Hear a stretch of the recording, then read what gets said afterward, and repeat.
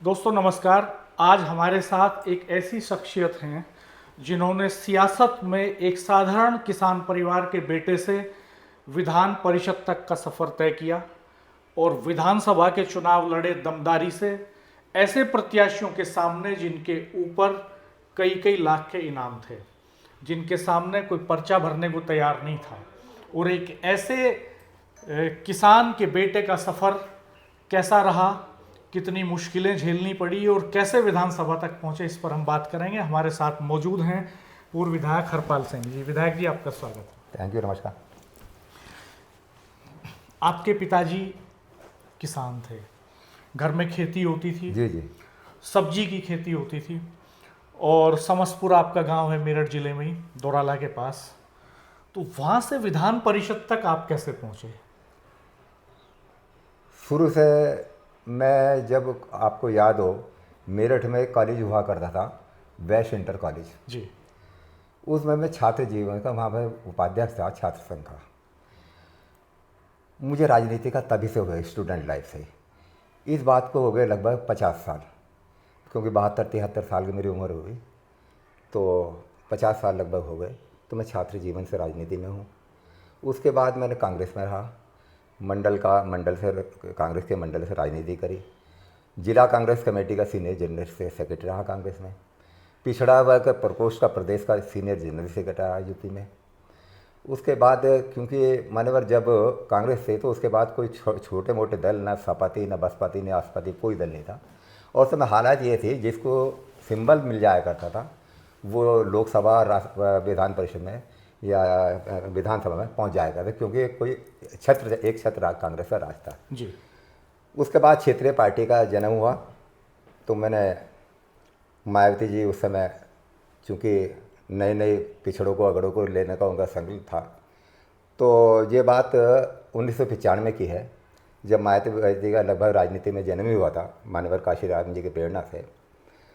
तो उन्होंने सरधना भी, जिसमें था मेरे विधानसभा में, उन्होंने कहा कि हम एक पिछड़े ऐसे आदमी को चुनाव लड़ाना चाहते हैं जिसका जनाधार भी हो और समाज में उसकी अच्छी खासी संख्या भी हो। उन्होंने मेरे से कहा कि आप विधानसभा का चुनाव लड़ेंगे। मैं उस समय कांग्रेस का जनरल सेक्रेटरी था, तो कहने लगे आप कांग्रेस का जनरल सेक्रेटरी है। शांति त्यागी उस समय हमारे प्रेसिडेंट हुआ करते थे, जो एमपी रहे। जी, एमपी जी। उनके साथ में जनरल सेक्रेटरी था जी। उस समय। राजेश जी को पता है, ये चर्चा थी पूरे पश्चिम उत्तर प्रदेश के शांति त्यागी के 4 पाल, कुंवरपाल, राजपाल, रामपाल, तेजपाल। जी। रामपाल बिजरौल, तेजपाल कामरेड, वो शांति त्यागी सर, मैं और कुंवरपाल, ये चर्चा थे शांति त्यागी के 4 पाल। जी। तो मेरे से कहा जनरल सेक्रेटरी में, कहने आप चुनाव लड़ोगे? मैं कहा जी बिल्कुल लड़ूंगा। अच्छा, ये भी गजब की बात थी कि कास्ट कॉम्बिनेशन अच्छा था, अलग अलग जातियों से थे चारों पाल। अलग लगा ये तो क्योंकि मानवर काशीराम जी का ये था कि भी जो अगड़े पिछड़े हैं, जिनको राजनीति में आज तक भागीदारी सत्ता में नहीं मिली जी, ऐसे लोगों को हम जोड़ना चाहते थे। BS4 के नाम से उस समय संगठन चलता था जी, और उन्होंने कास्ट रेशन से लोगों को जोड़ना शुरू करा, जिसमें मैं भी उसमें एक था जी। उन्होंने मुझे 95 में मैंने रैली करी, बहुत बड़ी, सरदाना में। मायावती जी उसमें खुशी से शिरकत करी और उसमें 95 में खुद ही डिक्लेयर करेगी कि जब भी विधानसभा का चुनाव होगा हरपाल सैनिया से चुनाव लड़ेंगे। उन्होंने अपना धर्म कर्म निभाया, वादा निभाया और उन्होंने 96 में मुझे चुनाव लड़ने का मौका दिया, 96 में, लगभग सरदाना से लगभग 28 साल पहले जी। तो उस समय बड़े बड़े लोग बाग, रविंदर भूरा, सुरेंद्र दौड़ालिया उस समय हुआ करते थे जी। लेकिन चूंकि मेरे में सहन शक्ति और ताकत की कुदरती आप लोगों से प्रेरणा ली है, मेरे बड़े बुजुर्गों से, साथियों से, तो मैंने कभी ज़िंदगी में संघर्ष करना सीखा, कभी बात नहीं खाई। तो कहने लगे आप लड़ोगे? मैं कहा जी मैं लड़ूंगा। कहने बदमाश है? जी क्या बात होगी, मैं बदमाश तो नहीं हूँ, लेकिन मुकाबला करें, क्या दिक्कत हो गई। उन्होंने चुनाव लड़ा तो लोग बाग मेरा चुनाव देखना आते थे, भाई कौन आदमी है हरपाल सैनी जो उस समय के 3-3 लाख के, उस समय तत्काल 3-3 लाख के, 28 साल पहले, तो आज तो हो गए 50 लाख के। तो उसने कहा कि, बल्कि उस समय रविंदर भूरा ने भी कहा कि जो मेरे गांव में वोट मांगने नहीं आने का। हमने कहा भाई रविंदर भूरा, तू भूरा है, काला है तो भूरा, रविंदर भूरा तू अगर भूरा तो काला तो मैं भी नहीं। तो चर्चा हो गई। मैंने कहा मुझे वोट मिले नहीं मिले, तेरे गांव में 10 बार वोट मांगना, और मैं गया जी। मैंने आशीर्वाद के उसके माँ से और पिताजी से आशीर्वाद भी लिया। अच्छा, उनके माँ और पिता से आशीर्वाद लिया। मैं गया, कहने का ठीक है, आशीर्वाद दिया। तो मैं जब वो था बदमाश तो मैंने भी बदमाश, मैं खुद तो नहीं था, लेकिन राजनीतिक आदमी के पास सपोर्ट भी होती है, तो मित्रों ने टेलीफोन करा उसको जी।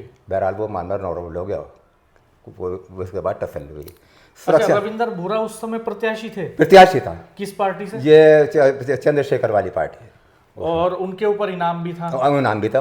और आप उन्हीं के घर पहुंच गए, उन्हीं उनके के माँ घर बाप से आशीर्वाद ले लिया लिया और उनको फोन कर दिया कि भाई मैं आशीर्वाद ले मैं ला आया रहा हूँ।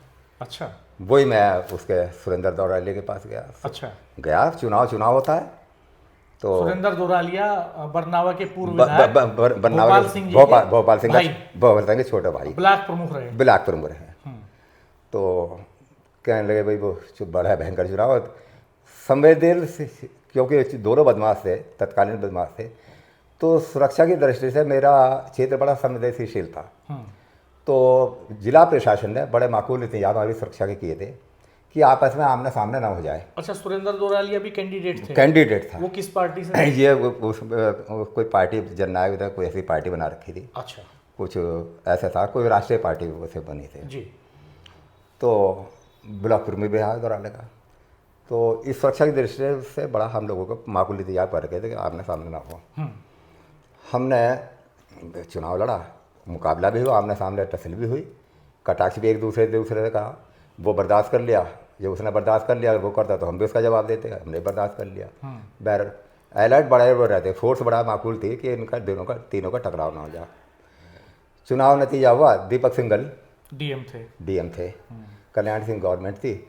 मैं 3200 वोट से लास्ट मूवमेंट में आगे था जी। चूँकि मेरा उस समय वोटर अशिक्षित है, आज भी अब इतना तो नहीं है, लेकिन चूंकि वोट तो मुझे ऐसे इंडिकेटर उसका देने का था, लेकिन वो अनभिज्ञता से हाथी के किसी सूंड पे लगा ली, किसी लगा दी, किसी पेड़ लगा, तो कैंसिल हो गई। कितनी वोट कैंसिल हुई? मेरे 3000 वोट कैंसिल हुई। 3000 वोट आपके कैंसिल हुए और 3200 में आ गया था। तो ऊपर से दबाव था। शकुंतला गौतम डीएम थी, जो पूर्व में भी बागपत की डीएम भी रही है जी।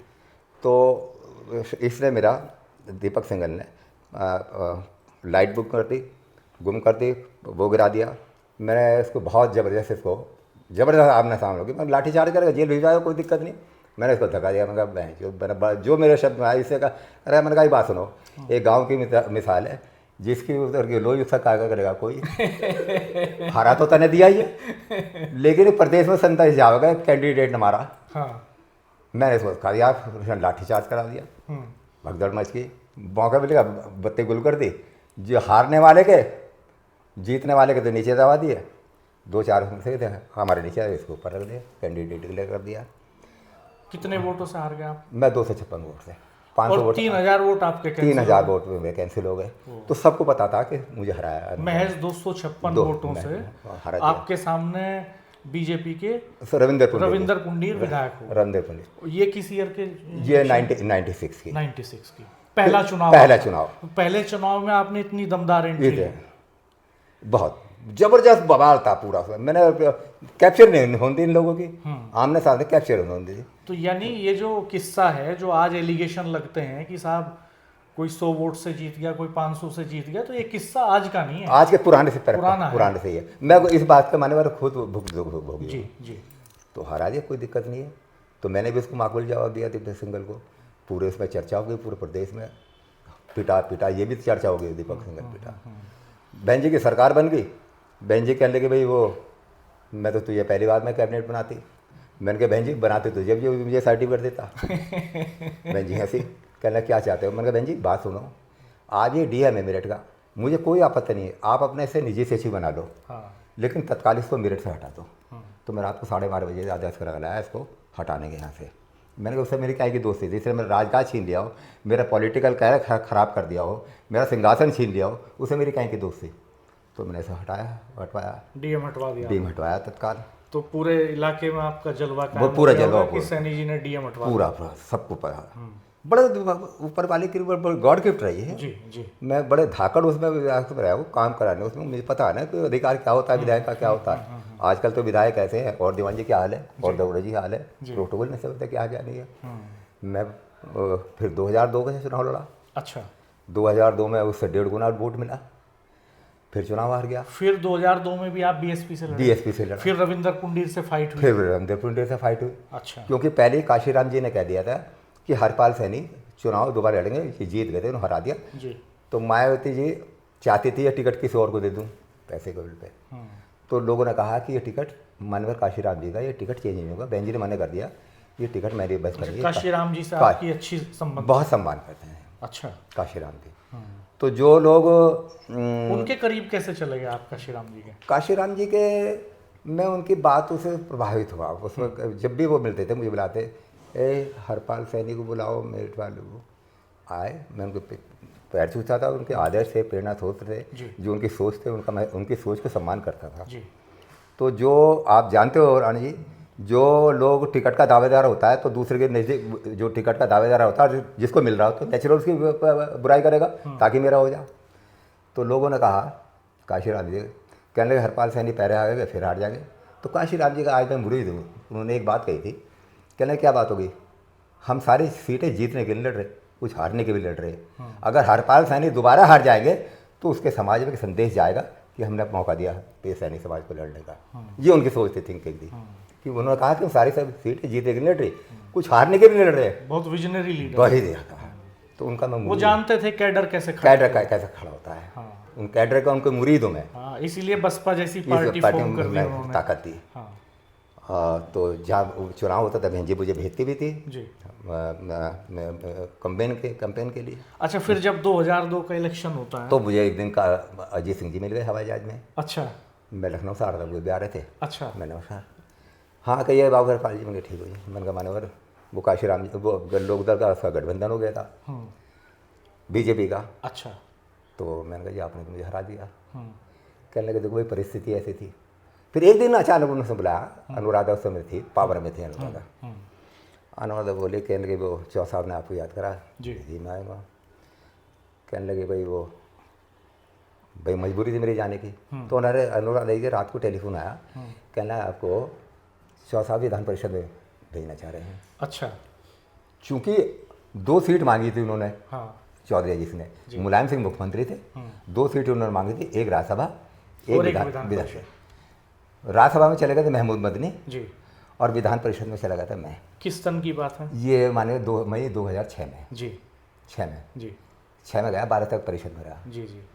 तो वो चले गए महमूद मदनी राज्यसभा में, और आप विधान परिषद। 2 सीट मांगे राज्यसभा के, तो मुलायम सिंह जी ने उनको भेज दिया था परिषद में, उसमें मैं चला गया था जी। तो कहने लगा भाई अब तो ठीक है। तो मैंने बहुत बड़ी रैली करी लावड़ में जी।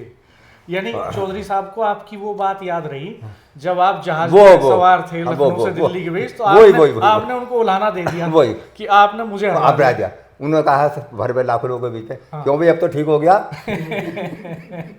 लावड़ में जी, कहने ठीक हो गया। तो मैंने कहा उनको सोने का मुकुट छोटे भाई ने पहनाना चाहा अनुराधा को उसको जी। कहने लगे नहीं अच्छा ये हम नहीं करते हैं काम। अच्छा। मैंने कहा साहब ये मान सम्मान, मेरे आंखों में आंसू आ गए। मैंने कहा साहब ये मेरे मान सम्मान की बात है। अच्छा। मेरे दिल ना तोड़िए। आपने मुकुट तैयार करा लिया? अच्छा।